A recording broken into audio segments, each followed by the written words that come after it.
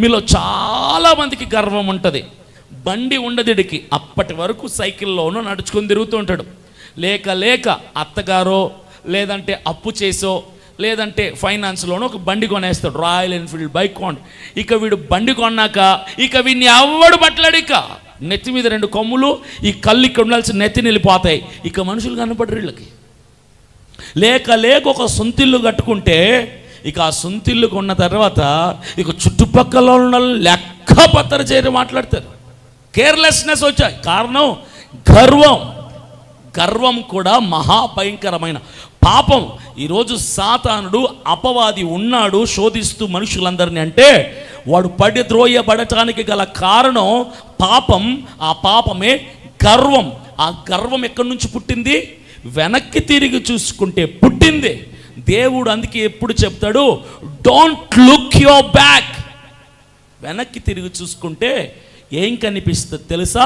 నీ బలం, నీ బలగం, నీ హోదా, నీ స్థాయి, నీ ఫాలోయర్స్ కనిపిస్తారు. కాబట్టి దేవుడు వెనక్కి తిరిగి చూడొద్దు అంటాడు.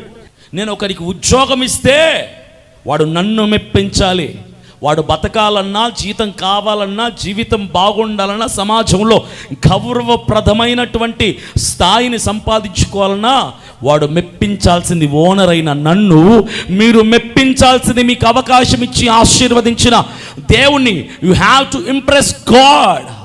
దేవుడు ఏమంటాడు తెలుసా? Give respect, take respect. దేవుని డైలాగ్ అదే. మనకు చాలామందికి ఈ డైలాగ్ తెలుసు. నిన్ను ఎవరైనా వచ్చి సార్ బాగున్నారా అంటే బాగున్నాం సార్ అంటారు. ఏరా అంటే పోరా అంటాం. వసే అంటే పోయే అంటాం. మానవ నైజం అది. అయితే దేవుడు కూడా అదే ధోరణి పాటిస్తాడు. ఏంటో తెలుసా? రే, మీరు నన్ను ఎంత అయితే ప్రేమిస్తారో నేను మిమ్మల్ని అంత ప్రేమిస్తా. మీరు ఎంత నాకు నమ్మకంగా ఉంటే నేను మిమ్మల్ని అంత ఆశీర్వదిస్తా. ఓమ్రి చేసిన తప్పు రిపీటెడ్గా ఆహాబు కూడా చేస్తే దేవునికి కోపం వచ్చింది. వీడు దేవుణ్ణి మెప్పించాల్సింది మరిచిపోయి వాడు తృప్తి కోసం బ్రతుకుతున్నాడు. Self satisfaction. మీలో చాలామంది స్వతంత్ర తృప్తి కోసం, సంతృప్తి కోసం బతికేస్తూ ఉంటారు, సెల్ఫ్ సాటిస్ఫాక్షన్ కోసం. కానీ దేవుడు అంటాడు, you first satisfy me, then I will satisfy you. నువ్వు నన్ను తృప్తిపరచు, నేను నిన్ను తృప్తిపరుస్తా. నువ్వు నన్ను గౌరవించు, నేను నిన్ను గౌరవిస్తా. నువ్వు నన్ను ప్రేమించు, నేను నిన్ను ఘనముగా ఆశీర్వదిస్తా. చాలామందికి రాందదే. మీరందరూ చేసే ప్రార్థన ఎలా ఉంటుంది తెలుసా? ప్రభువా, చదువులో, ఉద్యోగంలో, వ్యాపారాల్లో, కుటుంబంలో, ఊరిలో, నా ఏరియాలో నన్ను మొదటిగా ఉంచు ప్రభువా, నన్ను ఫస్ట్ ప్లేస్లో ఉంచు ప్రభువా అంటే దేవుడు ఏమంటాడు తెలుసా? రే, నువ్వు నన్ను చివర్లో పెట్టేసి నిన్ను మొదట్లో పెట్టమంటే నేను ఎలా పెడతాను? అది కుదరదు. నువ్వు నన్ను మొదట్లో పెట్టు, నేను నిన్ను మొదట్లో పెడతా. నువ్వు నాకు ఇచ్చే స్థానం మొదటిదైతే నేను నిన్ను ఆటోమేటిక్గా ప్రథమ స్థానంలో నిలబెడతా. చప్పట్లు కొట్టి ప్రభుని మహింపరు. If you give me first priority to me, I will give first place to you in your life.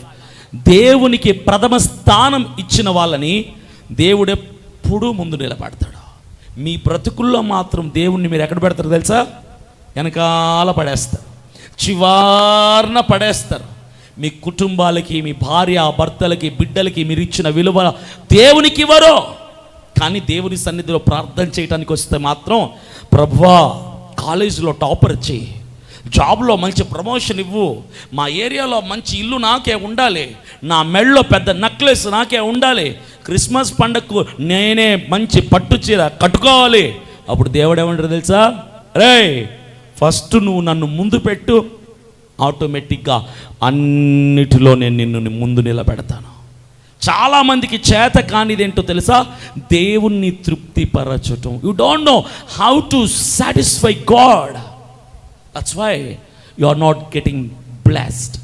మీలో చాలామందికి ఎందుకు మేలు కార్యాలు జరగటం లేదు అంటే, మీకు ఇచ్చిన ఆశీర్వాదంలో దేవునికి నమ్మకస్తులుగా ఉండటం మరిచిపోయి దేవునికి చివరి స్థానం ఇచ్చేసి మరలా సిగ్గు లేకుండా ప్రభువా నన్ను మొదట్లో ఉంచునైనా, నన్ను టాప్లో పెట్టు ప్రభువా, నన్ను హైలో పెట్టు ప్రభువా అంటే దేవుడు ఏమంటారు తెలుసా? కుదరదు అని దేవుడు నిన్నేం చేస్తా తెలుసా? నెట్టి పడేస్తాడు. నీకు ఇచ్చిన ఆశీర్వాదంలో దేవుడికి నమ్మకంగా ఉంటున్నావా? How many of you are faithful to our Lord? చేతులెత్తండి. నాకు ఇచ్చిన దాంట్లో నేను దేవునికి నమ్మకంగా ఉన్న వాళ్ళు చేతులెత్తండి. అంటే మిగతా వాళ్ళందరూ నమ్మక ద్రోహులు. సరే, ఇప్పుడు ఇంకోటి చెప్తా. నాకు ఇచ్చిన దాంట్లో నేను దేవునికి నమ్మకంగా లేని పాస్టర్ గారు నువ్వు చేతులెత్తండి. మరి మిగతా వాళ్ళందరూ ఏ బ్యాచో నాకు అర్థం కావట్లా. నమ్మకంగా అయినా ఉండాలి, నమ్మక ద్రోహులుగా అయినా ఉండాలి కదా. రెండు కాకపోతే మీరు ఎవరు అనుకోవాలి ఇప్పుడు? దేవుడు ఓహో సాతాను సంబంధులా, ముసుగులేసుకొని బైబిల్ పట్టుకున్న సాతాను బ్యాచ్ అన్నమాట అందరూ. మరి ఇప్పుడు దేవుడికి నమ్మకంగా లేకుండా, నమ్మక ద్రోహులుగా లేకుండా మరి ఎక్కడున్నట్టు మీరు? ఏమి చేతితే ఏం సమస్య వస్తుందని ఎత్తడం మానేశారు కదా. చాలా మటుకు క్రైస్తవులందరూ కూడా చేస్తున్న పెద్ద నేరం ఏంటో తెలుసా? దేవుడు ఇచ్చిన ఆశీర్వాదంలో నమ్మకంగా ఉండలేకపోవటమే మీరు చేస్తున్న పెద్ద పాపం.